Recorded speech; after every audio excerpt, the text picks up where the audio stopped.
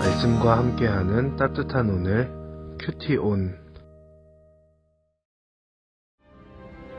요셉의 형제들이 그들의 아버지가 죽었음을 보고 말하되, 요셉이 혹시 우리를 미워하여 우리가 그에게 행한 모든 악을 다 갚지나 아니할까? 하고 요셉에게 말을 전하여 이르되, 당신의 아버지가 돌아가시기 전에 명령하여 이르시기를 너희는 이같이 요셉에게 이르라. 내 형들이 내게 악을 행하였을지라도 이제 바라건대 그들의 허물과 죄를 용서하라 하셨나니 당신 아버지의 하나님의 종들인 우리 죄를 이제 용서하소서. 요셉이 그들이 그에게 하는 말을 들을 때에 울었더라. 그의 형들이 또 친히 와서 요셉의 앞에 엎드려 이르되, 우리는 당신의 종들이니이다. 두려워하지 마소서. 내가 하나님을 대신하리이까. 당신들은 나를 해하려 하였으나 하나님은 그것을 선으로 바꾸사 오늘과 같이 많은 백성의 생명을 구원하게 하시려 하셨나니 당신들은 두려워하지 마소서. 내가 당신들과 당신들의 자녀를 기르리이다.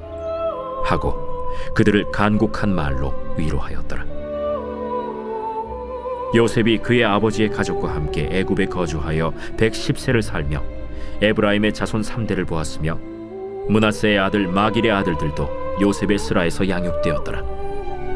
요셉이 그의 형제들에게 이르되, 나는 죽을 것이나 하나님이 당신들을 돌보시고 당신들을 이 땅에서 인도하여 내사 아브람과 이삭과 야곱에게 맹세하신 땅에 이르게 하시리라. 요셉이 또 이스라엘 자손에게 맹세시켜 이르기를, 하나님이 반드시 당신들을 돌보시리니 당신들은 여기서 내 해골을 메고 올라가겠다 하라. 요셉이 110세의 죽음에 그들이 그의 몸에 향재료를 넣고 애굽에서 입건하였더라. 11월 23일 수요일 말씀과 함께하는 따뜻한 오늘 큐티온 기도를 시작하겠습니다. 사랑하는 하나님, 감사합니다. 오늘도 하나님의 말씀을 기억하며 말씀을 사모하는 마음으로 나아옵니다. 말씀을 통하여 하나님의 뜻을 깨닫게 하시고 깨달음으로 그치지 아니하고 삶의 적용으로 이어질 수 있는 저희들 될 수 있도록 역사하여 주시옵소서. 하나님, 이 큐티온의 시간이 그저 말씀을 듣는 시간으로 끝나지 않게 하시고 말씀을 행할 수 있는 믿음으로 이어질 수 있도록 역사하여 주시옵소서. 감사드리며 예수님의 이름으로 기도합니다. 아멘. 오늘 본문은 창세기의 마지막 부분이자 야곱의 장래가 끝난 그 직후의 내용입니다. 야곱이 죽고 나니까 형들이 두려움을 느끼기 시작해요. 전에 자신들이 했던 행동이 있기 때문에 그렇습니다. 아버지 덕분에 요셉이 우리를 용서하고 이렇게 정착해서 풍요로운 삶을 살게 됐는데 이제 아버지가 죽게 되니까 지난날에 우리의 악을 요셉이 갚을 수 있겠다, 갚으려고 할 수 있겠다, 그런 생각이 들었던 거죠. 그래서 이들은 요셉을 찾아가서 아버지 야곱의 말을 빌려서 말합니다. 요셉, 당신의 아버지가 돌아가시기 전에 요셉에게 전하라고 명령하셨습니다. 형들이 악을 행했어도 용서하라. 이렇게 야곱이 말했다는 거예요. 그러니 요셉, 너는 우리를 용서해라, 이렇게 말하고 있는 겁니다. 좀 구차하죠. 좀 치졸합니다. 생명의 위협을 느끼고 있는 것은 알겠지만 이렇게까지 야곱을 빌어서 말했어야 됐나 싶습니다. 저라면 있던 정도 떨어질 것 같은데 근데 요셉의 반응은 눈물이에요. 형들의 그 말에 요셉은 눈물로 답합니다. 먼저는 아버지 생각이 났겠죠. 그리운 아버지 생각에 눈물이 왈칵 쏟아졌을 겁니다. 또 형들의 사과로 인해서 위로를 얻었을 거예요. 지난날에 자신의 삶이 보상받는 어떤 그런 느낌 받았을 수도 있습니다. 그리고 하나님의 인도하심에 대한 감사도 있었을 겁니다. 힘들었던 지난 시간들을 이렇게 인도하셨고 이제는 형들과 함께하게 하셨다라고 하는 데서 오는 감사죠. 울고 있는 요셉을 보면서 형들은 다시금 찾아가서 우리가 당신의 종입니다, 그렇게 말하는 모습을 보여줘요. 너무 구차해요. 별로입니다. 그런데 이런 형들에게 요셉은 두려워하지 말라고 말하면서 굉장히 중요한 말이에요. 이것이 요셉의 인생을 대변하는 말이라고 저는 봤는데 20절입니다. 당신들은 나를 해하려 하였으나 하나님은 그것을 선으로 바꾸사 오늘과 같이 많은 백성의 생명을 구원하게 하시려 하셨나니. 여러분 너무 멋진 고백이지 않습니까?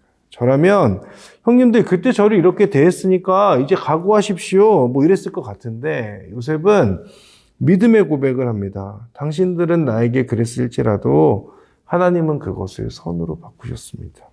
믿음의 고백입니다. 그리고 이것이 우리 믿음의 근거입니다. 사람에 의해서 어려움을 당할 수 있습니다. 하지만 그렇게 끝나지 않아요. 하나님은 그것을 선으로 바꾸신다 말합니다. 하나님의 계획하신 대로 우리 인생을 이끌어 가세요. 그러니 당장의 어려움과 힘듦에 여러분 주저앉지 마시기 바랍니다. 선으로 바꾸시는 하나님의 인도하심이 있습니다. 그것 믿고 걸어가는 저와 여러분이기를 바랍니다. 요셉은 형들에게 분명하게 말해요. 24절과 25절인데요.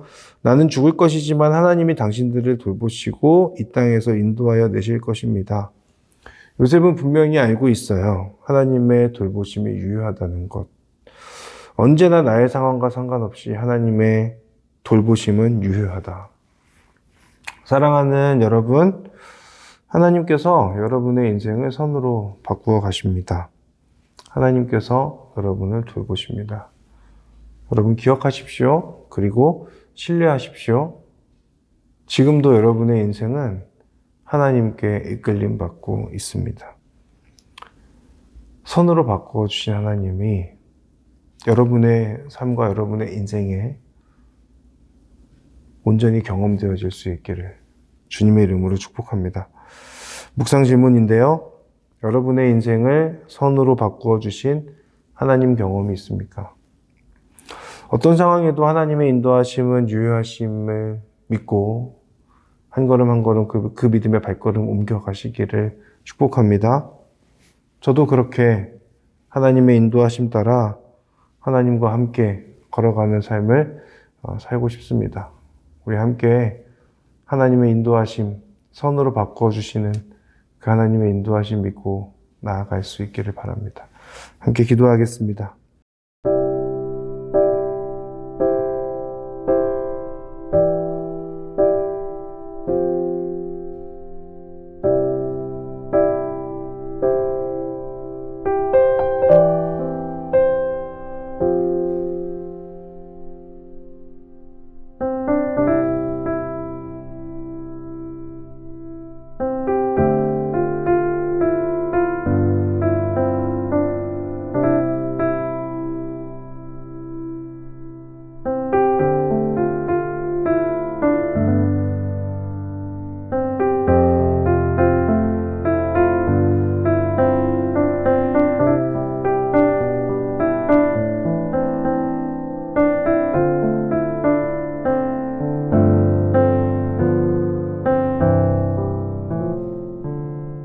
사랑하는 하나님, 어떤 상황 가운데서도 그것이 때로는 사람의 악함이라 할지라도 그것으로 인하여서 내 삶이 어렵고 힘든 가운데 있다 할지라도 하나님은 포기하지 않으시고 그것을 선으로 바꾸어 주시고 돌봐주시는 하나님이심을 믿습니다.